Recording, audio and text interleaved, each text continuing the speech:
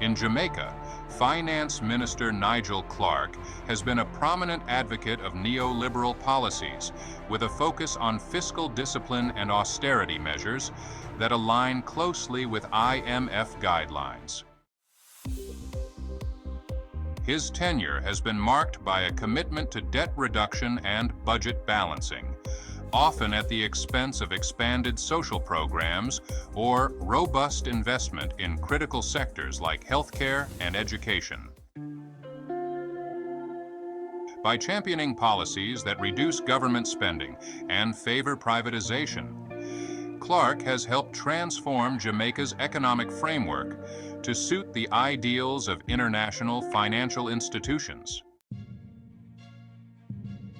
While these measures have been praised for creating fiscal stability and attracting foreign investment, critics argue they have also contributed to deepening inequality and limited the government's ability to address social needs effectively. Clarke's upcoming departure from his ministerial role to join the International Monetary Fund illustrates a pattern common among leaders who adopt and implement neoliberal strategies.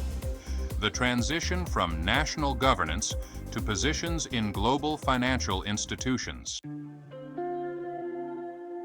This revolving door reinforces the priorities of elite institutions over those of local citizens, as policymakers who enforce international economic agendas often move on to influential roles within these same organizations. For many, this shift signifies a loyalty not solely to their home countries, but to the broader neoliberal framework, where career progression and international prestige are closely tied. This dynamic demonstrates how leaders like Clarke may prioritize career trajectories that gain validation from the international elite, raising questions about the long-term impacts of these policy choices on local communities and national development. Like, share, and subscribe.